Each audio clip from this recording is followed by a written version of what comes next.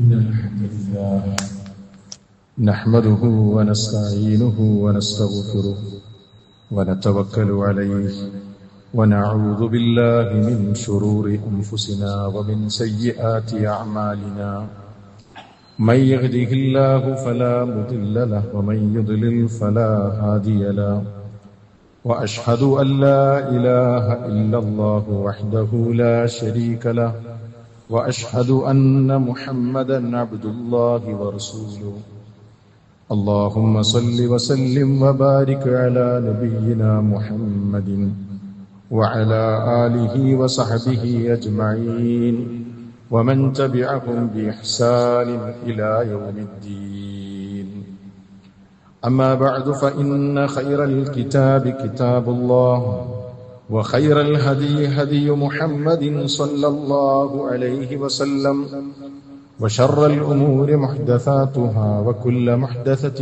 بدعة وكل بدعة ضلالة وكل ضلالة في النار أعوذ بالله من الشيطان الرجيم يا أيها الذين آمنوا اتقوا الله حق تقاته ولا تموتن إلا وأنتم مسلمون بسم الله الرحمن الرحيم والذين يصلون ما أمر الله به أن يوصل ويخشون ربهم ويخافون سوء الحساب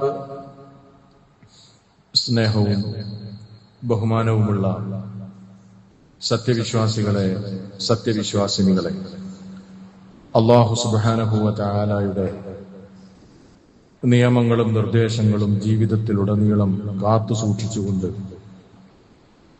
അല്ലാഹുവിനെ ഭയപ്പെട്ട് ജീവിക്കുന്ന സദ്വൃത്തരായ ദാസന്മാരിൽ ഉൾപ്പെടണമേ എന്ന് എന്നെയും നിങ്ങളെ ഓരോരുത്തരെയും ഓർമ്മപ്പെടുത്തുകയാണ്, വസിയ്യത്ത് ചെയ്യുകയാണ്. വിശ്വാസികളെ, നിങ്ങൾ ആലോചിച്ചു നോക്കൂ. ഇന്ന് ആധുനിക ലോകത്ത് ജീവിച്ചുകൊണ്ടിരിക്കുന്ന മനുഷ്യൻ വിവരസാങ്കേതിക വിദ്യയിൽ വളരെയധികം വളർന്നു. ലോകം മനുഷ്യന്റെ കൈപ്പിടിയിൽ ഒതുങ്ങുന്ന ഒരവസ്ഥയിലേക്ക് കാര്യങ്ങൾ മാറിക്കഴിഞ്ഞിരിക്കുകയാണ്. മനുഷ്യന്റെ മുമ്പിൽ സ്മാർട്ട് ഫോണുകളുണ്ട്.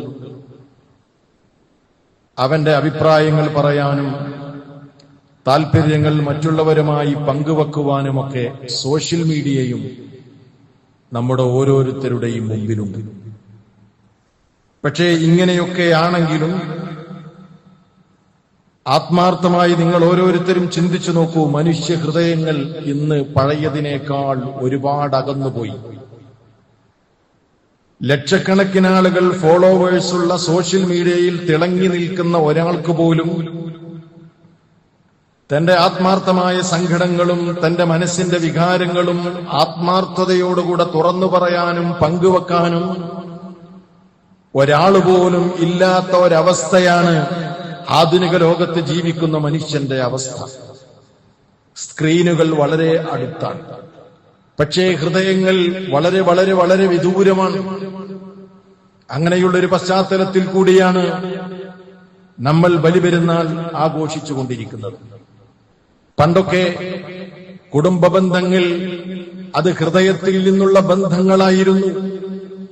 എന്നാൽ ഇന്നത്തെ കുടുംബ ബന്ധങ്ങളെ കുറിച്ച് നിങ്ങൾ ചിന്തിച്ചു നോക്കൂ. ഇന്ന് പലപ്പോഴും ബന്ധങ്ങൾ ബന്ധനങ്ങളായി മാറിക്കഴിഞ്ഞിരിക്കുകയാണ്. പല ബന്ധങ്ങളും ഓൺലൈൻ സ്റ്റാറ്റസിൽ ഒതുങ്ങി നിൽക്കുകയാണ്. അല്ലെ, അങ്ങനെയല്ലേ നമ്മൾ കാണുന്നത്? പരസ്പരം സംസാരിക്കാൻ സമയമില്ല, പരസ്പരം ഒരു കരുതലില്ല, എല്ലാവർക്കും സ്വാർത്ഥമായ താല്പര്യങ്ങളാണ്. സോഷ്യൽ മീഡിയയിൽ എല്ലാ സമയങ്ങളിലും ആക്റ്റീവാണ്. ഒരാളുടെ സ്റ്റാറ്റസ്, അതാണ് ഞാൻ പറഞ്ഞത്, ബന്ധങ്ങൾ സ്റ്റാറ്റസിൽ മാത്രം ഒതുങ്ങി നിൽക്കുന്നു. ഒരാളുടെ സോഷ്യൽ മീഡിയ സ്റ്റാറ്റസ് എടുത്ത് പരിശോധിച്ചാൽ അയാൾ ആക്റ്റീവ് നൗ, നിലവിൽ ഓൺലൈനിലുണ്ട്, അയാൾ ടൈപ്പ് ചെയ്തുകൊണ്ടിരിക്കുന്നു, അയാൾ പലരുമായും സംസാരിച്ചുകൊണ്ടിരിക്കുന്നു. പക്ഷേ താനുമായി അടുത്ത ബന്ധം പുലർത്തുന്ന കുടുംബ ബന്ധങ്ങളോടോ സുഹൃത്തുക്കളോടോ സഹോദരങ്ങളോടോ എന്ന് വേണ്ട അയൽപക്കക്കാരോട് പോലും നേരിട്ട് സംസാരിക്കാനും അവരോടൊപ്പം സമയം കളയാനും അതല്ലെങ്കിൽ ഒന്നിച്ചിരിക്കാനും സന്ദർശിക്കാനും ഒന്നും ആളുകൾക്കിന്ന് നേരമില്ലാത്ത അവസ്ഥയാണ്. ഒരേ വീട്ടിൽ താമസിക്കുന്നവർ തന്നെ വ്യത്യസ്തമായ സ്ക്രീനുകളിലാണ് അവർ സമയം കണ്ടെത്തുന്നത്. ഒരു വീട്ടിനകത്ത് പോലും രക്തബന്ധമുള്ളവർ പരസ്പരം സംസാരിക്കുന്നില്ല, അതിനുള്ള സമയമില്ല. സ്നേഹം ഇന്ന് ഇമോജികളിൽ ഒതുങ്ങി നിൽക്കുകയാണ്. സൗഹൃദങ്ങൾ പലപ്പോഴും ലൈക്കിലും അതല്ലെങ്കിൽ റിയാക്ഷനുകളിലും ഷെയറിംഗിലും മാത്രം ഒതുങ്ങി നിൽക്കുന്ന ദുരന്തപൂർണമായ ഒരു കാലമാണ്. മനുഷ്യന്റെ ഹൃദയങ്ങൾക്കിടയിൽ വലിയ വലിയ മതിൽക്കെട്ടുകൾ, മറ്റുള്ളവനെ അറിയാനോ മനസ്സിലാക്കാനോ കഴിയാത്ത വല്ലാത്തൊരവസ്ഥയിലൂടെയാണ് നമ്മൾ പോകുന്നത്. മാതൃബന്ധങ്ങൾ, ഒരേ ഉമ്മയുടെയും ഉപ്പയുടെയും മക്കൾ പോലും സഹോദരങ്ങൾ പോലും ഒന്നിക്കാനും സംസാരിക്കാനും അടുത്തിടപഴകാനും മടിക്കുകയും ചെറിയ കുടുംബങ്ങളിലേക്ക് മാറി ഫ്ളാറ്റ് ജീവിതത്തിൽ ആനന്ദം കണ്ടെത്തുന്ന കുടുംബജീവിതത്തിൽ കുടുംബ ബന്ധത്തിലോ മറ്റുള്ള ബന്ധങ്ങളിലോ ഒന്നും കാര്യമില്ല, എനിക്കെന്റെ കാര്യം എന്ന് മാത്രം ചിന്തിച്ചുകൊണ്ട് സ്നേഹിക്കാനും സ്നേഹിക്കപ്പെടാനും തയ്യാറില്ലാതെ മനസ്സുകൾക്കിടയിൽ വലിയ മതിൽക്കെട്ടുകൾ തീർത്തിരിക്കുകയാണ്. അതാണ് ആധുനിക മനുഷ്യന്റെ വിരോധാഭാസങ്ങൾ. എവിടെയും മനുഷ്യന് സമാധാനവും സ്വസ്ഥതയും ലഭിക്കുന്നത്, അവന്റെ ശരീരത്തിനും മനസ്സിനും ഉല്ലാസവും സമാധാനവും ഉണ്ടാകുന്നത് ബന്ധങ്ങൾ കൂട്ടിച്ചേർക്കുമ്പോഴാണ്. ബന്ധങ്ങളിലൂടെയാണ് മനുഷ്യന് നിലനിൽക്കാൻ കഴിയും. അതുകൊണ്ട് തന്നെയാണ് ഇസ്ലാമിന്റെ ആരാധനാവേളകളിൽ, പ്രത്യേകിച്ച് ഇസ്ലാമിന്റെ ഏറ്റവും പ്രധാനമായ ആഘോഷങ്ങളിൽ പോലും നിങ്ങളെടുത്ത് പരിശോധിച്ചു നോക്കൂ, അവിടെ ബന്ധങ്ങൾ കൂട്ടി ഇണക്കി ചേർത്തുകൊണ്ടുള്ള ആഘോഷങ്ങളെയാണ് ഇസ്ലാം പരിചയപ്പെടുത്തുന്നത്. ഇപ്പൊ ഈദിന് നമുക്കറിയാലോ എങ്ങനെയാണ് മുസ്ലിമീങ്ങൾ ഈദ് ആഘോഷിക്കുന്നത്. എല്ലാവരും പള്ളിയിലോ ഈദ്ഗാഹിലോ ഒരുമിച്ച് ചേരുന്നു. എന്തേ ഓരോരുത്തർക്കും വീട്ടിൽ വെച്ച് നിസ്കരിച്ചൂടെ? വീട്ടിൽ വെച്ച് ആഘോഷിച്ചാൽ പോരെ? തന്റെ കുടുംബത്തിന്റെ അടുത്ത് മാത്രം പോരാ. മനുഷ്യർ തമ്മിലുള്ള ബന്ധത്തിന് ഇസ്ലാം വലിയ പ്രാധാന്യം കൽപ്പിക്കുകയാണ്. അവർ ഈദ്ഗാഹുകളിലേക്കോ പള്ളികളിലേക്കോ വരണം. എന്നിട്ട് ഒന്നിച്ച് സംഘമായി നമസ്കരിക്കണം. ഒന്നിച്ചുള്ള പ്രാർത്ഥനകളിൽ അവർ ഒന്നിച്ച് ആമീൻ പറയണം. അവർ പരസ്പരം കാണണം, പരസ്പരം ആലിംഗനം ചെയ്യണം. അങ്ങനെ മനുഷ്യബന്ധങ്ങൾ വീണ്ടും വിളക്കി ചേർക്കണം. അപ്പോഴാണ് ഒരു സൊസൈറ്റിയിൽ, ഒരു ഉമ്മത്തിൽ സമാധാനം നിലനിൽക്കുകയുള്ളൂ. ബന്ധങ്ങളിൽ ഏറ്റവും പ്രധാനമായ ബന്ധം എന്ന് പറയുന്നത് കുടുംബ ബന്ധമാണ്. കുടുംബബന്ധത്തിന്റെ കാര്യമാണ് ഞാൻ പറഞ്ഞത്. ഇന്ന് ശിഥിലമായി കൊണ്ടിരിക്കുകയാണ്. അള്ളാഹുവിനെ സൂക്ഷിച്ച് ജീവിക്കുന്ന തഖ്വയുള്ള നല്ല മനുഷ്യരുടെ ഗുണഗണങ്ങൾ അള്ളാഹു സുബ്ഹാനഹു വ തആല അവന്റെ കിതാബിൽ എണ്ണി പറയുമ്പോൾ അവിടെ അള്ളാഹു വിശദീകരിക്കുന്ന ഒരു കാര്യമുണ്ട്. അള്ളാഹ് പറയാണ്, വല്ലദീന യസിലൂന മാ അമറല്ലാഹു ബിഹി അൻ യൂസല. അള്ളാഹു ചേർത്താൻ പറഞ്ഞ ബന്ധങ്ങളെ മുഴുവനും ചേർത്തുന്ന ബന്ധങ്ങൾ വിളക്കി ചേർക്കുന്നവരാണവർ. അള്ളാഹുവിന്റെ സച്ചരിതരായ ദാസന്മാരാരാണ്? അള്ളാഹ് കൽപ്പിച്ച മുഴുവൻ ബന്ധങ്ങളെയും അവർ വിളക്കി ചേർക്കുന്നവരാണ്, പ്രത്യേകിച്ച് കുടുംബ ബന്ധങ്ങൾ. വയഖ്ശൗന റബ്ബഹും, അവരുടെ റബ്ബിനെ അവർ ഭയപ്പെടുകയും ചെയ്യുന്നു. വയഖാഫൂന സൂഅൽ ഹിസാബ്, വളരെ പ്രയാസകരമായ ഒരു വിചാരണയുണ്ട്, വരാനിരിക്കുന്ന വിചാരണ, മരണാനന്തര ലോകത്ത് വെച്ച് നടക്കുന്ന വിചാരണ. ആ വിചാരണയെ പേടിച്ചുകൊണ്ട് അള്ളാഹുവിന്റെ കൽപ്പന പ്രകാരം അള്ളാഹ് വിളക്കി ചേർക്കാൻ പറഞ്ഞ ബന്ധങ്ങളെ മുറിച്ചു കളയാതെ അതൊക്കെ വിളക്കി ചേർക്കുന്നവരാണ് അള്ളാഹുവിന്റെ യഥാർത്ഥ ദാസന്മാർ. അപ്പൊ ആരും ധരിക്കരുത്, ഞാൻ നോമ്പെടുത്താൽ, ഞാൻ നിസ്കരിച്ചാൽ, ഞാൻ ഹജ്ജ് ചെയ്താൽ, ഞാൻ ദാനം ചെയ്താൽ, ഞാൻ മറ്റുള്ള സൽക്കർമ്മങ്ങളൊക്കെ ചെയ്താൽ, ചില ആളുകളോട് ഞാൻ ബന്ധം മുറിച്ചാലും, ഞാൻ എന്റെ കാര്യം നോക്കിപ്പോയാലും പരലോകത്ത് എനിക്ക് രക്ഷപ്പെടാൻ കഴിയുമെന്ന് ഞാനോ നിങ്ങളോ ധരിക്കുന്നുവെങ്കിൽ അവർ വിഡ്ഢികളുടെ സ്വർഗത്തിലാണ്. ഇസ്ലാം അത് പറയുന്നില്ല. ഇസ്ലാം ആരാധനകളോടൊപ്പം സഹജീവികളുമായുള്ള ബന്ധം വിളക്കി ചേർക്കുക തന്നെ വേണമെന്ന് പഠിപ്പിച്ച മതമാണ്. എവിടെ ബന്ധം വഷളാകുന്നുവോ അവർ അള്ളാഹുവുമായുള്ള ബന്ധം നല്ല നിലക്ക് കൊണ്ടുപോകുന്നവരല്ല എന്നാണ് മനസ്സിലാക്കേണ്ടത്. നോക്കൂ, നിങ്ങൾ അല്ലാഹ് പറയാണ്, ബന്ധങ്ങൾ, കുടുംബ ബന്ധം മുറിക്കുന്ന ആൾക്കുണ്ടാകുന്ന ഭയാനകമായ അവസ്ഥയെക്കുറിച്ച് അല്ലാഹു പറയുന്നത് ഇങ്ങനെയാണ്. സൂറത്ത് മുഹമ്മദിൽ 22-23 വചനങ്ങൾ. എന്താ അല്ലാഹു പറഞ്ഞതറിയോ? ഫഹൽ അസൈതും ഇദാ തവല്ലൈതും അൻ തുഫ്സിദൂ ഫിൽ അർളി വതുഖത്തിഉ അർഹാമകും ഉലൈക അല്ലദീന ലഅനഹുമുല്ലാഹ് ഫഅസമ്മഹും വഅഅമാ അബ്സാറഹും. ചില ആളുകൾക്ക് അധികാരം കിട്ടിയാൽ, അതല്ലെങ്കിൽ അവരേതെങ്കിലും ഒരു മേഖലയിൽ ഉത്തരവാദിത്തം ഏറ്റെടുത്തു കഴിഞ്ഞാൽ അവരെന്താ ചെയ്യാന്നറിയോ? അവർ ഭൂമിയിൽ കുഴപ്പങ്ങൾ ഉണ്ടാക്കുകയും രക്തബന്ധങ്ങൾ മുറിച്ചു കളയുകയും ചെയ്യും. അങ്ങനെ ചെയ്താൽ അതിന്റെ ദുരന്തം പറയാണ്. ഉലൈകല്ലദീന ലഅനഹുമുല്ലാഹ്, അള്ളാഹു അവരുടെ മേൽ ശപിച്ചിരിക്കുന്നു. അള്ളാഹുവിന്റെ ശാപമുണ്ട് അവർക്ക്. എന്താ അള്ളാന്റെ ശാപം എന്ന് പറഞ്ഞാൽ? പിന്നീട് റബ്ബിന്റെ കാരുണ്യത്തിന് അവർ അർഹരായി തീരുകയില്ല. പടച്ച റബ്ബിന്റെ കാരുണ്യത്തിൽ നിന്ന് ആറ്റി അകറ്റപ്പെട്ടവരായി മാറും അവർ. ഫഅസമ്മഹും, അവർ ബധിരനാകുകയും ചെയ്യും. വഅഅമാ അബ്സാറഹും, അവരുടെ കാഴ്ചകൾ അവരിൽ നിന്ന് ഇല്ലാതായി പോകും. കണ്ണു കാണാത്ത ബധിരരായി അള്ളാഹുവിന്റെ ശാപകോപങ്ങൾക്ക് വിധേയരായി ജീവിക്കേണ്ടി വരും എന്ന് അല്ലാഹു സുബ്ഹാനഹു വ തആല മുന്നറിയിപ്പ് നൽകുകയാണ്. അപ്പൊ നമ്മൾ ഈ സംസാരം കേൾക്കുമ്പോ എന്റെ ഈ സദസ്സിലിരിക്കുന്ന ഞാനോ നിങ്ങളോ നമ്മുടെ രക്തബന്ധത്തിൽപ്പെട്ട ആരോടെങ്കിലും നമ്മൾ അകന്നു നിൽക്കുന്നുവെങ്കിൽ നമ്മൾ മനസ്സിലാക്കുക, നമ്മുടെ ആരാധനകൾ കൊണ്ടൊന്നും യാതൊരു ഉപകാരവും നമുക്ക് കിട്ടൂല. ആ ബന്ധം വിളക്കി ചേർക്കാൻ ഈ ഈദ് അവസാനിക്കുന്നതിന് മുമ്പ് തന്നെ വേദിയൊരുങ്ങണം എന്നാണ് ഞാൻ പറഞ്ഞു വരുന്നത്. അള്ളാഹു പറയാണ്, അള്ളാഹുവിന്റെ പ്രവാചകൻ പഠിപ്പിച്ചു തരികയാണ്. അള്ളാഹു പറഞ്ഞതായി, രക്തബന്ധം എന്ന് പറയുന്നത് അത് പടച്ച തമ്പുരാനുമായി ബന്ധപ്പെട്ടതാണ്. ആരെങ്കിലും രക്തബന്ധം മുറിച്ചാൽ അവനോട് അള്ളാഹു ബന്ധം മുറിച്ചിരിക്കുന്നു എന്ന് പറഞ്ഞു കൊടുക്കൂ നബിയേ എന്ന് റസൂൽ സല്ലല്ലാഹു അലൈഹി വസല്ലം നമുക്ക് പറഞ്ഞു തരികയാണ്. മാത്രമല്ല, ആ മനുഷ്യന്റെ ജീവിതത്തിലുള്ള എല്ലാ നിലക്കുള്ള ബറക്കത്തുകളും ബന്ധവിച്ഛേദനത്തിലൂടെ അത് നീക്കപ്പെടുമെന്നാണ്. അതിനെ സംബന്ധിച്ച് പണ്ഡിതന്മാര് പറഞ്ഞത്, തുഅദ്ദുൽ ഖതിഅ, കുടുംബബന്ധം മുറിക്കുക എന്നത് സബബൻ ഫീ ലീഖിർ റിസ്ഖി, അയാളുടെ ഉപജീവനത്തിൽ അയാൾക്ക് കുടുസതയുണ്ടാകും. എന്ത് ബിസിനസ് ചെയ്താലും പച്ച പിടിക്കൂല, എന്ത് ജോലി ചെയ്താലും അതിൽ ബറക്കത്ത് കിട്ടൂല. മാത്രമല്ല, ആ മനുഷ്യന്റെ ആയുസ്സിലുള്ള ദൈർഘ്യം കുറയും. കൂടുതൽ കാലം ജീവിക്കാൻ അയാൾക്ക് അല്ലാഹു അവസരം കൊടുക്കൂല. നേരെ മറിച്ച് ഒരാൾ കുടുംബബന്ധം വിളക്കി ചേർക്കുന്നതിലൂടെ റസൂൽ സല്ലല്ലാഹു അലൈഹി വസല്ലം പറയാണ്, മൻ അഹബ്ബ അൻ യുൻസഅലഹു ഫീ റിസ്ഖിഹി ഫീ റിസ്ഖിഹി, ആർക്കെങ്കിലും തന്റെ റിസ്ഖിൽ വർധനവ് കിട്ടണമെങ്കിൽ, അതേപോലെ തന്നെ അയാൾക്ക് ദീർഘായുസ് ലഭിക്കണമെങ്കിൽ, ഫല്യസിൽ റഹിമഹു, അവന്റെ കുടുംബബന്ധം അയാൾ വിളക്കി ചേർക്കട്ടെ എന്ന് റസൂലുള്ളാഹി സ്വല്ലല്ലാഹു അലൈഹി വസല്ലം. ഇപ്പൊ ബന്ധങ്ങൾക്ക് വലിയ പ്രാധാന്യമുണ്ട്. കുടുംബബന്ധം മാത്രമല്ല, എല്ലാ ബന്ധങ്ങളും, അയൽപക്ക ബന്ധം, അതുപോലെ തന്നെ യതീമുകളോട്, അനാഥരോട്, എല്ലാവരോടും. ഒരായത്തിൽ അല്ലാഹു പറയുന്നു, നോക്കി, സൂറത്തു നിസായിലെ 36-ാമത്തെ ആയത്തിൽ ബന്ധങ്ങളെ മൊത്തത്തിൽ അല്ലാഹു ഷോർട്ടായിട്ട് പറയുന്നുണ്ട്. സുബ്ഹാനല്ലാഹ്, വഅബ്ദുല്ലാഹ വലാ തുശ്രികൂ ബിഹി ശൈആ വബിൽ വാലിദൈനി ഇഹ്സാനാ വബിദിൽ ഖുർബാ വൽ യതാമാ വൽ മസാകീൻ വൽ ജാരി ദിൽ ഖുർബാ വൽ ജാരിൽ ജുനുബ്.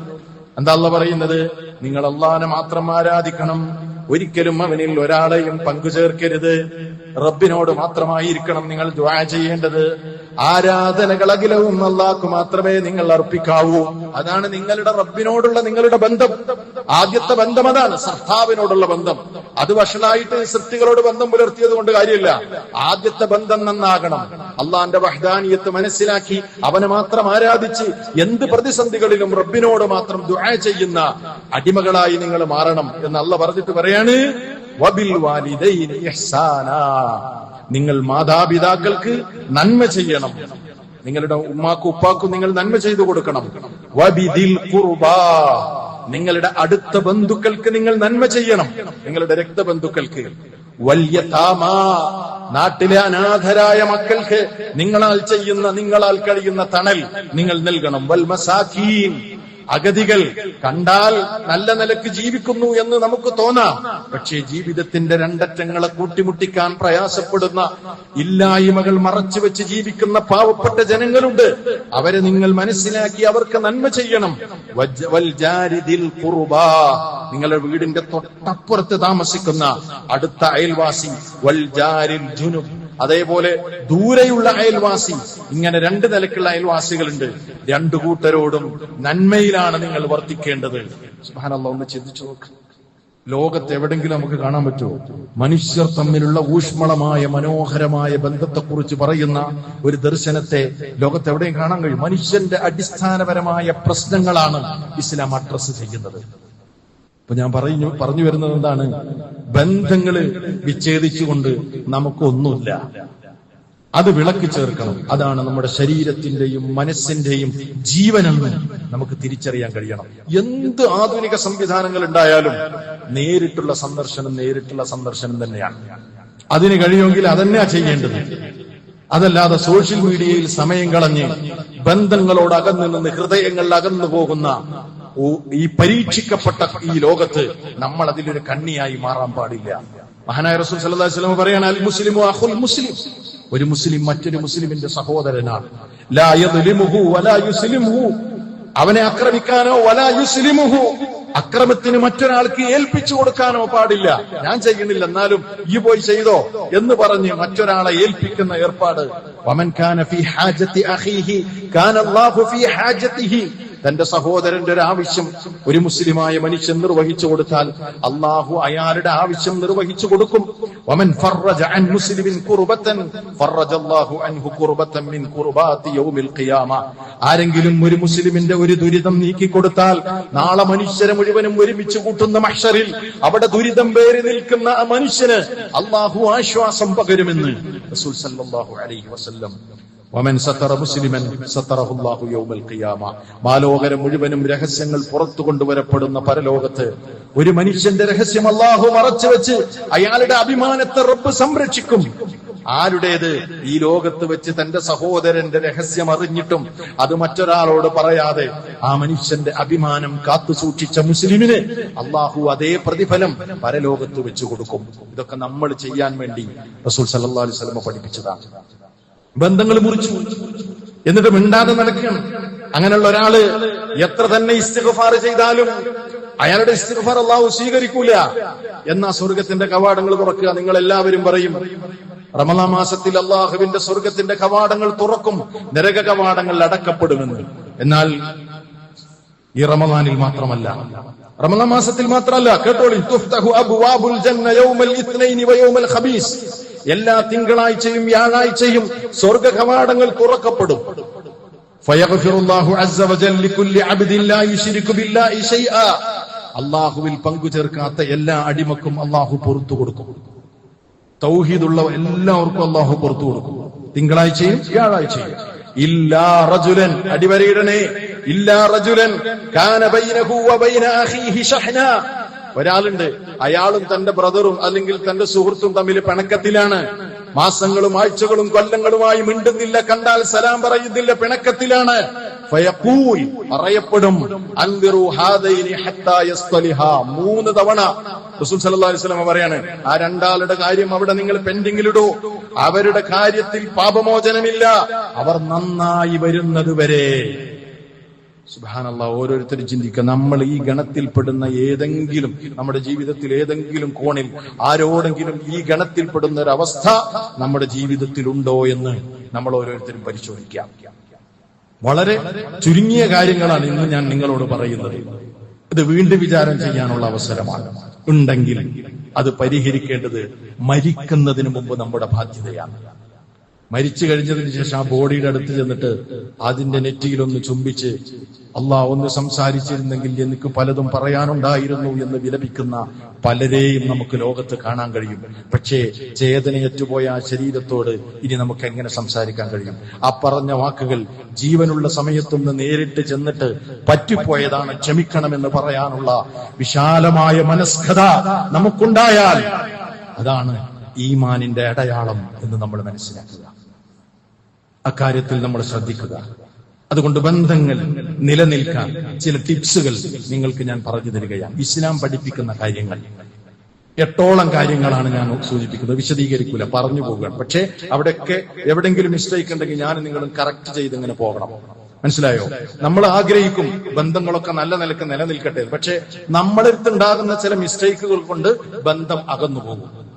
ആ ബന്ധം നിലനിൽക്കാൻ നമ്മൾ സജീവമായി ഇടപെടുകയും ശ്രദ്ധിക്കുകയും ചെയ്യേണ്ട, വന്നാൽ അപ്പോ അത് എഡിറ്റ് ചെയ്ത് കറക്റ്റ് ചെയ്യേണ്ട ചില കാര്യങ്ങളുണ്ട്. ഒന്നാമത്തത് അൽ അഖ്ലാഖുൽ ഫാദില, ശ്രേഷ്ഠകരമായ സ്വഭാവം നമ്മൾ വെച്ചു പുലർത്തുക തന്നെ വേണം. നല്ല സ്വഭാവത്തിന്റെ ഉടമകളായി മാറണം. ചില ആളുകൾ നിങ്ങൾ കണ്ടിട്ടില്ലേ, ആള് നിസ്കരിക്കും, ഉഷാറാണ്, നോമ്പ്, ഇസ്ലാമിക കാര്യങ്ങളിലൊക്കെ സ്ട്രിക്റ്റ് ആണ്, പക്ഷെ സംസാരിക്കാൻ കൊള്ളൂല, ഇടപെടാൻ കൊള്ളൂല. ആള് വളരെ വല്ലാത്തൊരു സ്വഭാവം, പറ്റൂല, അതൊരു മുസ്ലിമിന് പറ്റൂല. മുസ്ലിം എപ്പോഴും ശ്രേഷ്ഠകരമായ സ്വഭാവം, അതിലേറ്റവും ഉന്നതമായ ഗുണം ഏതാണെന്നറിയോ? അസ്സിദ്ഖ്, സത്യസന്ധത. എപ്പോഴെങ്കിലും നമ്മളിൽ നിന്ന് ഒരു വഞ്ചനയോ അതല്ലെങ്കിൽ കളവോ നമ്മളുമായി ബന്ധപ്പെട്ട ആർക്കെങ്കിലും ഫീൽ ചെയ്താൽ അതോടുകൂടെ ആ ബന്ധത്തിൽ വിള്ളലുകൾ വന്നു തുടങ്ങും. ഏറ്റവും ലളിതമായ എക്സാമ്പിൾ പറഞ്ഞാൽ, നമ്മളെ സംബന്ധിച്ചുള്ള വിശ്വസ്തത നമ്മുടെ ഭാര്യയ്ക്ക് നഷ്ടപ്പെട്ടാൽ അവിടെ മുതൽ ദാമ്പത്യത്തിൽ വിള്ളലുണ്ടാകും. നമ്മളെക്കുറിച്ചുള്ള വിശ്വസ്തത നമ്മുടെ സഹോദരന് എപ്പോഴെങ്കിലും അവിടെ വഞ്ചനയുടെ ഒരു ഫീൽ ഉണ്ടായാൽ ആ സ്നേഹബന്ധങ്ങൾ അകലാൻ തുടങ്ങും. അതുകൊണ്ട് നമുക്കുണ്ടാകേണ്ട ഒന്നാമത്തെ ഗുണം സിദ്ഖാണ്. രണ്ടാമത്തത് അൽ അമാന, വിശ്വസിച്ച് ഏൽപ്പിച്ച കാര്യങ്ങൾ സൂക്ഷിക്കാൻ നമുക്ക് കഴിയണം. ഒരാളൊരു വാക്ക് പറഞ്ഞാൽ നീ അത് ആരോടും പറയരുത്, നിന്നെ വിശ്വസിച്ച് ഞാൻ പറഞ്ഞതാണ്, ദയവ് ചെയ്ത് നീ ആരോടും പറയരുത്, നിന്നിലുള്ള വിശ്വാസം കൊണ്ടാണ് ഞാൻ പറയുന്നതെന്ന് പറഞ്ഞ് നമ്മൾ ഒരാളോടൊരു വാക്ക് പറഞ്ഞിട്ട് നമ്മൾ അയാൾക്ക് മാത്രം ഷെയർ ചെയ്തൊരു കാര്യം പിന്നീട് മറ്റൊരാളിൽ നിന്ന് നമ്മൾ കേട്ടാൽ ആ ബന്ധം ഉറപ്പാണ്. ഇനി ആ ബന്ധം നിലനിന്നാൽ തന്നെ ആ ഊഷ്മളമായ ബന്ധം അവിടെ നിലനിൽക്കില്ല. നമ്മളതൊക്കെ ശ്രദ്ധിക്കേണ്ട കാര്യങ്ങളാണ്. അൽ വഫാഉ ബിൽ ഉഹൂദ്, എവിടെയെങ്കിലും കരാർ പറഞ്ഞിട്ടുണ്ടെങ്കിൽ, കരാർ ഇങ്ങനെ തോന്നുമ്പോ ഇങ്ങനെ പറയാനുള്ളതല്ല, വാഗ്ദാനങ്ങൾ അത് ആവശ്യമുള്ള ഘട്ടത്തിൽ മാത്രം വാഗ്ദാനം നൽകാനാണ്. ഞാനത് ചെയ്യട്ടോ, ഞാൻ അങ്ങോട്ട് കൊണ്ടുപോകട്ടോ, അത് ഞാൻ പറയട്ടോ, ഇത്ര ഞാൻ തരട്ടോ എന്നൊക്കെ തോന്നിയതുപോലെ പറയാനുള്ളതല്ല. അനിവാര്യ ഘട്ടത്തിൽ മാത്രമാണ് കരാറ്. കരാറിന്റെ ഒരു സ്റ്റേജിലേക്ക് എത്തിയാൽ പിന്നെ അത് ലംഘിക്കാൻ പാടില്ല. കരാറ് ലംഘിച്ചോ കഴിഞ്ഞു. അയാളെ കുറിച്ച് പിന്നെ ആളുകൾ പറയാൻ എന്താ പറയുക, അയാൾ അങ്ങനെ പലതും പറയും. സാധാരണ നാടൻ ഭാഷയിൽ പറഞ്ഞാൽ അയാളെ വാക്കും പഴയ കീറച്ചാക്കും ഒരേപോലെയാണ് എന്നാ പറയാം. കഴിഞ്ഞു, അയാളുടെ വിശ്വസ്തത തന്നെ നഷ്ടപ്പെട്ടു പോകും. അതേപോലെ ഒരിക്കലും ഗീബത്തിലും നമീമത്തിലും നമ്മൾ പെടാൻ പാടില്ല. ഒരാളെ കുറിച്ച് ഉള്ളതും നമ്മൾ പറയാൻ പാടില്ല, അത് ഗീബത്താവും. ഇനി ഇല്ലാത്തത് പറഞ്ഞാൽ അത് നമീമത്തും കളവുമാവും. അത് നമ്മൾ പറഞ്ഞ് പ്രചരിപ്പിച്ച് അയാളുടെ ചെവിയിലെത്തിയാൽ പിന്നെന്താ അവസ്ഥ, അല്ലേ? അപ്പൊ ഇതൊക്കെ നമ്മൾ സൂക്ഷിക്കണം. ഒന്നാമത്തെ കാര്യം, സ്വഭാവപരമായ ഈ വിശുദ്ധീകരണം ബന്ധങ്ങൾ നിലനിൽക്കാൻ ആവശ്യമാണ്.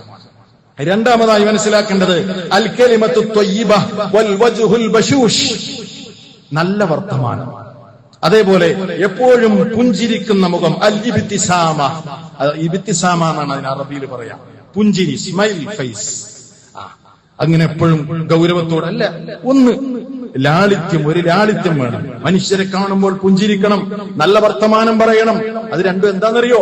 ഹുമാ മിഫ്താഹുൽ ഖുലൂബ്, മനുഷ്യന്റെ ഹൃദയങ്ങൾ തുറക്കാനുള്ള ചാവി ഏതാണെന്ന് ചോദിച്ചാൽ രണ്ട് കാര്യങ്ങളാണ്. കീശയിലിട്ടോ ഈ രണ്ട് ചാവി. ഏതാ? ഒന്ന് അൽ-ഇബ്തിസാമ, ഒന്ന് പുഞ്ചിരി, മറ്റൊന്ന് നല്ല വർത്താനം പറയാം, നല്ല നിലക്ക് വർത്താനം പറയാം. ഇത് രണ്ടും നിങ്ങൾ ആരോട് സംസാരിക്കുന്നുവോ, ആരോട് ഇടപെടുന്നുവോ അയാളുടെ ഹൃദയത്തിൽ നിങ്ങൾ സ്വാധീനിക്കുമെന്ന കാര്യത്തിൽ ഒരു സംശയമില്ല. എത്ര മനോഹര, പുഞ്ചിരിക്കുന്നതിന് വലിയ പ്രതിഫലമുണ്ടെന്ന് മഹാനായ റസൂൽ കരീം സല്ലല്ലാഹു അലൈഹി വസല്ലമ പഠിപ്പിച്ചു. മൂന്നാമത്തേത് അർരിഫ്ഖു വല്ലീൻ, സൗമ്യത, ലാളിത്യം, ഒരു നൈർമല്യം. ലോകം കണ്ട ധിക്കാരിയുടെ പാലസിലേക്ക് ലോകത്തിന്റെ നാഥനെ പരിചയപ്പെടുത്താൻ വേണ്ടി പോകുന്ന മൂസ അലൈഹിസ്സലാമിനോട് അള്ളാഹ് പറഞ്ഞൊരു വാക്കുണ്ട്, ധിക്കാരിയല്ലേ, കയർത്ത് സംസാരിക്കരുത്. ധിക്കാരിയാണെന്ന് വിചാരിച്ചിട്ട് കയർത്ത് സംസാരിക്കരുത്.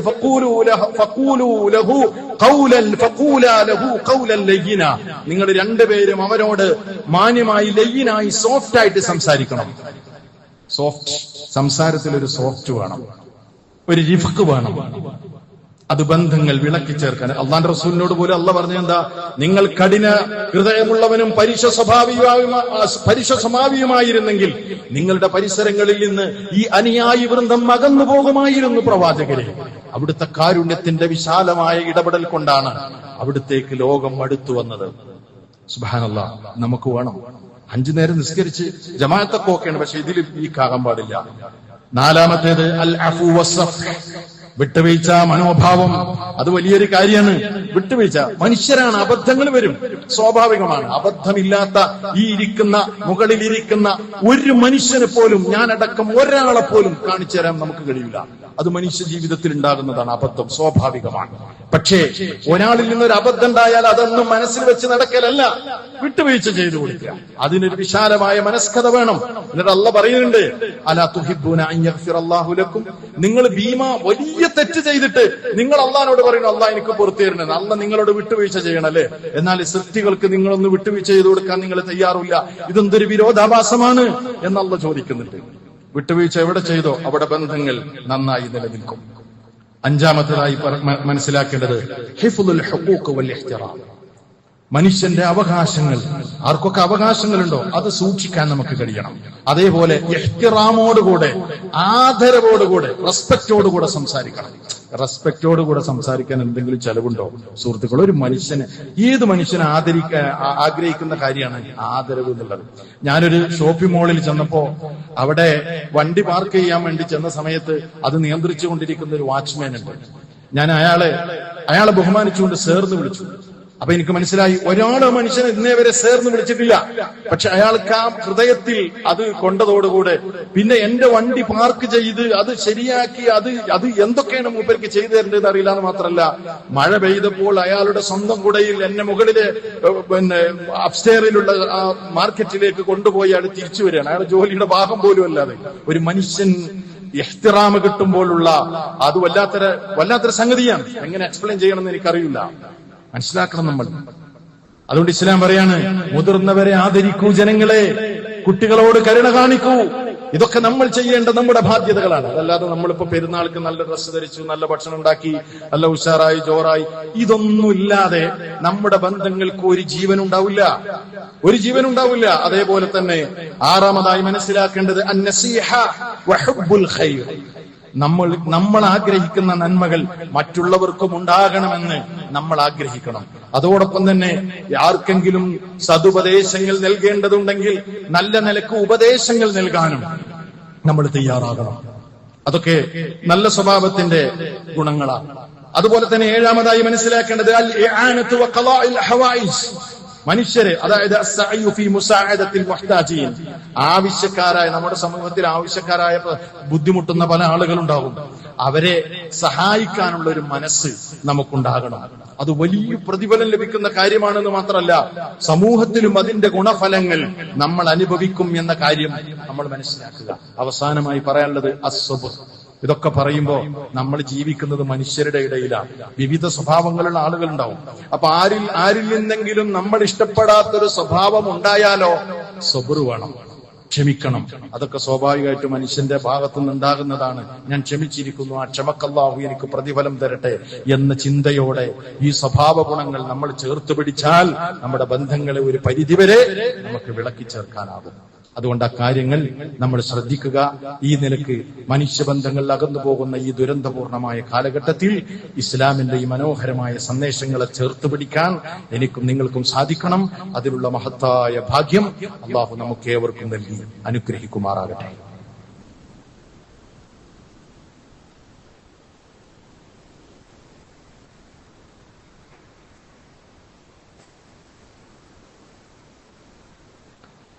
الحمد لله رب العالمين وصلى الله على نبينا محمد وعلى آله وصحبه أجمعين أما بعد. അല്ലാഹുവിനെ സൂക്ഷിച്ച് ജീവിക്കണമേ എന്ന് ഒരിക്കൽ കൂടി എന്നെയും നിങ്ങളെയും ഓർമ്മപ്പെടുത്തുന്നു, വസിയ്യത്ത് ചെയ്യുന്നു. പ്രിയമുള്ള വിശ്വാസികളെ, നമ്മൾ ഈ കഴിഞ്ഞുകൂടുന്ന നിമിഷങ്ങൾ സുബ്ഹാനല്ലാഹ് അനുഗ്രഹീതമായ നിമിഷങ്ങളാണ്. അയ്യാമുത്ത തശ്രീഖ്, ദുൽഹിജ്ജ 10 കഴിഞ്ഞ് 11, 12, 13, 10 ഇന്നലെ നമുക്ക് കഴിഞ്ഞത്. ഈ ദിവസങ്ങൾ അയ്യാമുത്ത തശ്രീഖ് നിസ്സാരമാണോ? അല്ല. അല്ലാഹുവിന്റെ അടുക്കൽ ഏറെ ആദരിക്കപ്പെട്ട ദിനങ്ങളാണ്. പെരുന്നാൾ ഇന്നലെ കഴിഞ്ഞല്ലോ, എല്ലാം കഴിഞ്ഞു? ഇല്ല. നമ്മൾ അനർഘ നിമിഷങ്ങളിലൂടെ അല്ലാഹു അവന്റെ ഖുർആനിൽ അയ്യാമൻ മഅലൂമാത്ത്, അറിയപ്പെട്ട ദിനങ്ങൾ എന്ന് അല്ലാഹ് പറഞ്ഞ അനുഗ്രഹീത ദിനങ്ങളിലൂടെയാണ് നമ്മൾ പോകുന്നത്. നമുക്ക് ചിലത് ഇനിയും ചെയ്യാനുണ്ട്. അതിലൊന്നാമത്തേത് അത്തക്ബീറുൽ മുഖയ്യദ്. 2 നിലയ്ക്ക് തക്ബീറുകളുണ്ട്. ഇന്നലെ പെരുന്നാൾക്ക് മാത്രം ചൊല്ലുന്ന തക്ബീർ അല്ല. 2 തക്ബീറുകളുണ്ട്. തക്ബീറുൽ മുഖയ്യദ് വത്തക്ബീറുൽ മുത്ലഖ്. മുത്ലഖായ തക്ബീറുണ്ട്, മുഖയ്യദായ തക്ബീർ. എന്താ ഈ മുഖയ്യദായ തക്ബീർ എന്ന് പറഞ്ഞാൽ? അതൊരു പ്രത്യേക സമയവുമായി ബന്ധപ്പെട്ട് മാത്രം ചൊല്ലുന്ന തക്ബീറുകൾ. അതായത് അറഫാ ദിവസം ദുൽഹിജ്ജ 9-ന് ഫജ്ർ മുതൽ ആ തക്ബീറുകൾ നമ്മൾ ആരംഭിച്ചു കഴിഞ്ഞു. ഇനി ഓരോ 5 നേര നമസ്കാരങ്ങൾക്ക് പിറകിലും നമ്മൾ തക്ബീറുകൾ ചൊല്ലും. ഏതുവരെ? അയ്യാമുത്ത തശ്രീഖ്, ദുൽഹിജ്ജ 13-ന്റെ അസർ വരെ നമ്മൾ ആ തക്ബീറുകൾ ചൊല്ലണം. നിർബന്ധ നിസ്കാരങ്ങൾക്ക് ശേഷം നമ്മൾ ആ തക്ബീറുകൾ ചൊല്ലണം. അത് മറക്കരുത്. രണ്ടാമത്തേത് അത്തക്ബീറുൽ മുത്ലഖ്, നിരുപാധിക തക്ബീറുകളാണ്. അത് ഈ നിസ്കാര ശേഷം മാത്രമല്ല, എനി ടൈം, ഏത് സമയത്തും, ഈ പറയപ്പെട്ട സമയത്ത് എപ്പോഴും, നമ്മുടെ വീട്ടിലും അല്ലാത്തപ്പോഴും കാറിലും ഒക്കെ ദൈവസ്മരണകളാൽ നമ്മുടെ ഹൃദയങ്ങൾ പൂത്തുലയട്ടെ, നമ്മുടെ ചുണ്ടുകൾ പച്ച പിടിച്ചു നിൽക്കട്ടെ. തക്ബീറുകൾ ചൊല്ലൂ, ദിക്റുകൾ നിലനിർത്തൂ. അതാണ് നമുക്ക് ഈ സമയത്ത് പ്രത്യേകമായി ചെയ്യാനുള്ളത്. അതേപോലെ അൽ ഇക്താറു മിനദ് ദിക്ർ, ദിക്റുകൾ വർദ്ധിപ്പിക്കണം.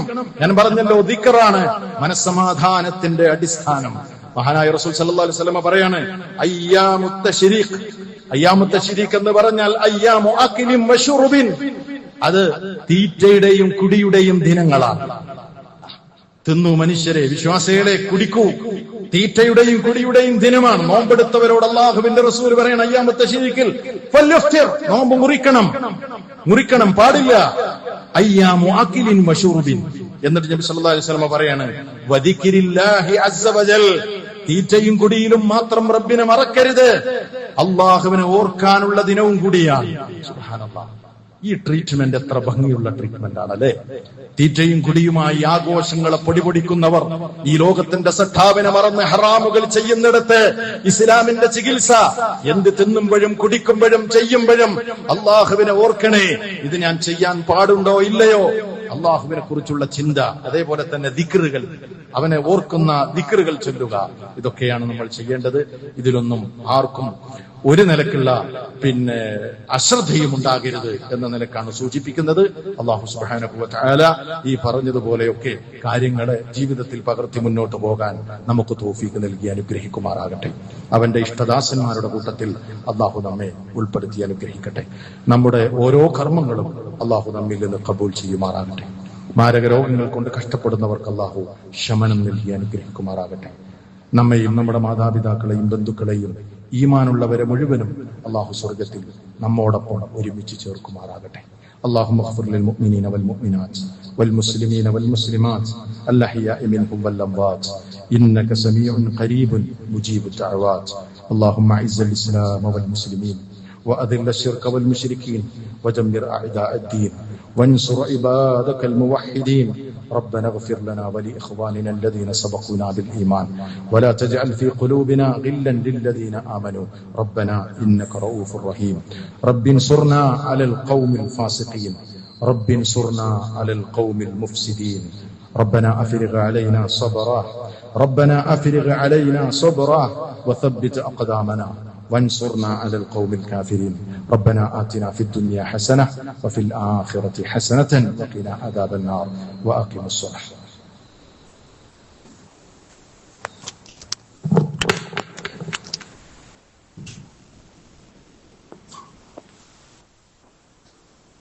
الله أكبر الله أكبر.